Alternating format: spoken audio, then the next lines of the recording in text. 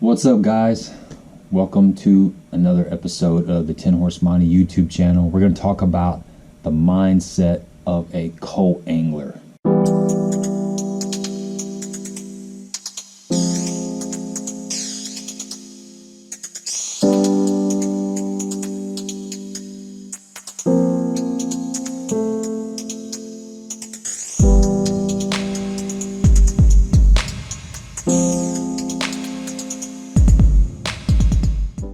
Okay, here's the way this goes.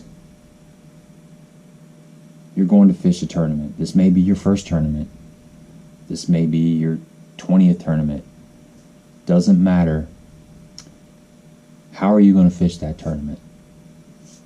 First of all, let's go over some general rules. Always be courteous with your boater. Strike up a conversation. Take a deep breath. You guys are supposed to be having fun. There's all different kinds of boaters out there. If you're in a bass club, you're probably going to know your boater before you get in the boat with him. You probably had a conversation. Your buddy's going to know him. You're going to know his background history. That's one thing. In a BFL situation or a draw format, you're not going to know this guy, most likely. The more you fish in those circuits, you may actually draw the same guy more than once. But there's a good chance that you won't know this guy.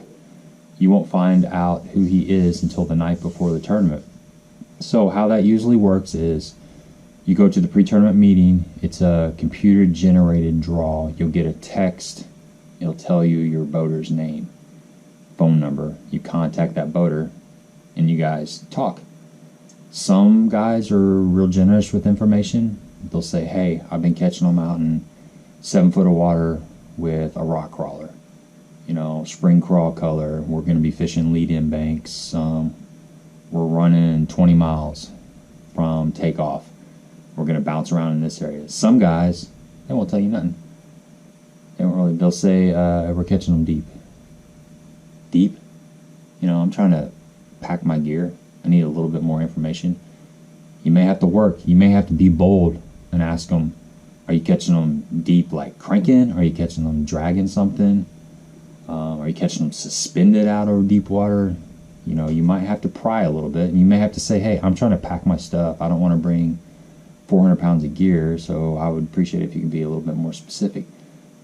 95% of the boaters are awesome. And even the ones that aren't, you can deal with them. You just stay in your space. You mind your business. It's only 8 hours. You can deal with it. It's not too big a deal. But most of the time, and it's a great time, it's a great learning experience, and that's the next thing I want to talk about, is what to expect when you're out there in a boat. And I'm talking about the BFLs, the Costas, the Bass Opens, that level of tournament. You need to have fun. You need to think of it as a getaway. Possibly a guided trip, and it can be if you get a good draw. There's several different levels of fishermen that fish these. You know, I used to think when I first got into the BFLs, my first season, I thought everybody that I was going to draw was going to be a stick. You know, they were just going to be just lights out, you know, local sticks, lake legends, all that. That's not true. It's just there's all different levels of people. There's guys that are beginners. That's been a passion of theirs is to fish in a bass tournament as a boater, and they're still learning. Some of those days can be long days. You're anxious, you want to catch fish, and they're learning. There's some days where you'll draw a local that's really good, and you'll learn a lot from them. I remember I drew Terry Bolton on Kentucky Lake a couple years ago. We had a great time. He's a really good dude. Learned a lot from him. To this day, if I have any question about Lou's products, any rods and reels, I text him, ask him, you know, what do you recommend for square bill crankbaits? I actually asked him that question about a month ago, and he fired back his recommendations. So you can make some friends, lifelong friends, acquaintances, and these are people that you'll run into as you further your tournament career, not really career, but as you just keep fishing tournaments year after year, you'll run into these guys, and it's kind of cool. It's kind of like a little brotherhood. There's little cliques that hang out, but they all kind of get along for the most part. It's a good time, but you should be out there to learn. Definitely want some fire in your belly. You want to catch fish, but you also want to learn. You know, you're not going to win them all, but you can learn in every one that you're in, and that's something to really think about.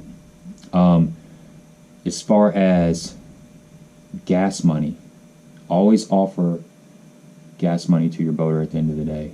I mean, he's got insurance, he's got wear and tear and maintenance on his boat and his tow vehicle.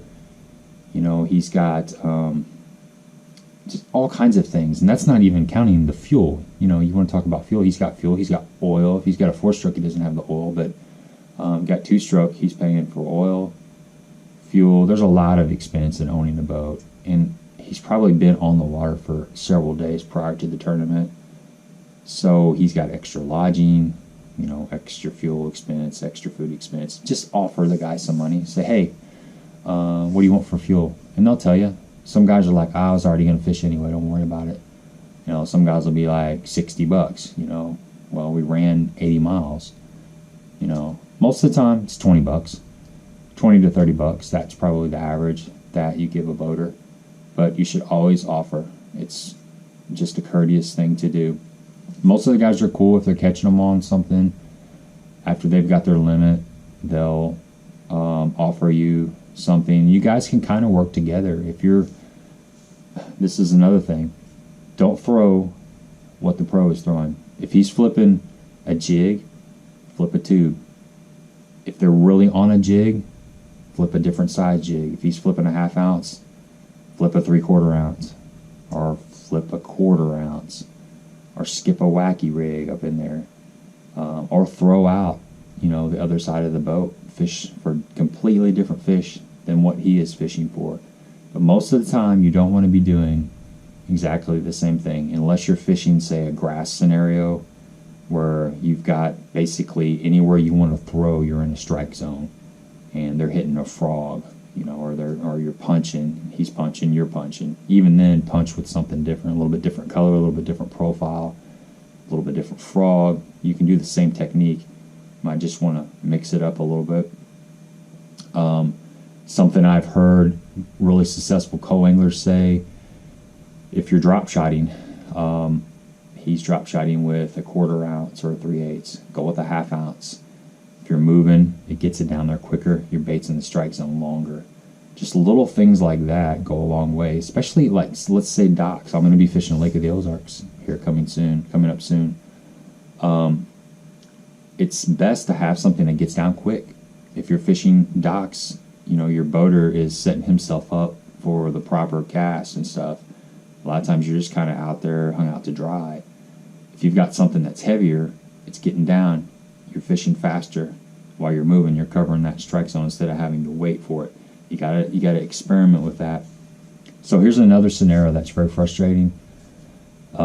It's the guy that's throwing a square bill crankbait or a spinnerbait parallel at a 45 going down the bank, and he's like 10 foot off the bank. Where are you supposed to throw?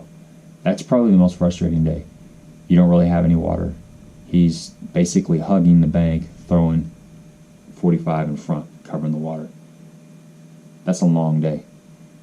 You really only have a couple options. You could throw out a Carolina rig, like a 1 ounce Carolina rig, drag it behind the boat. You could throw a swim bait out off the other side of the boat and fish out. Just pretend that you're standing on the bank at a pond and you're fishing out, throwing into the middle of the lake. You got to get that mindset right. And that's really the only two options you have. That's a long day. But you can still catch some fish doing that because you're fishing for totally different fish than what he is.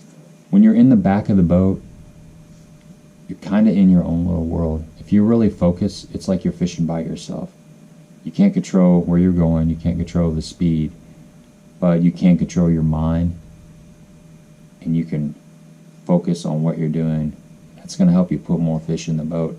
If you get spun out because you were pre-fishing the day before and you're catching them on a crankbait, and here this guy is flipping up shallow on a jig, and you're going, man, we're not getting bit, we're not getting bit, we're not getting bit. All we got to do is go crank. I know where we can go. You can make subtle suggestions. Sometimes the boater will be like, okay, yeah, we'll go check a couple of your spots. Sometimes he's not going to, because he's been catching fish like that. It may just be a deal where he's waiting for him to move up. So you can get spun out.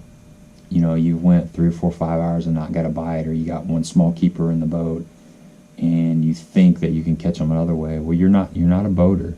You didn't pay the boater fee. You paid the co-angler. So you're a ride-along. So you have to fish the conditions that you're presented. That's tough sometimes. That's a battle that you have to work on. That just comes with experience and just practicing when you're in those situations. Just practice your mindset in those situations. But bottom line, guys, go out there, have fun. It's a great experience. It's a learning experience. You'll get a lot of good draws. 95% of the people are really cool. You have a good time in the lake. Just think of it as a great way to spend some time with somebody in the boat. And if you go into it with that mindset, you're gonna have a lot better time out there. You're not gonna get so frustrated. You're not gonna get so down on yourself. Of course, you always want to bring in fish. You always want to come across the scales with the limit. But there's days when the bite is really tough. You know, you just got a draw that was doing something different, or just wasn't quite on it. Just have a little bit lower expectations and make those adjustments inside, and it'll make your day better. I hope this helps, guys. Leave some comments if you have any more questions. Maybe share some of the experiences you've had as co-anglers to help, you know, the guys that are reading the comments as well. That's one way to interact with the other subscribers. It's all a big community. We kind of bounce ideas off of each other. So in the comments, you know, leave your experiences. It helps everybody when they read them. Thanks. Really, really appreciate you guys. And that's going to do it, man. That's my co-angling deal. I hope this helps. And until next time.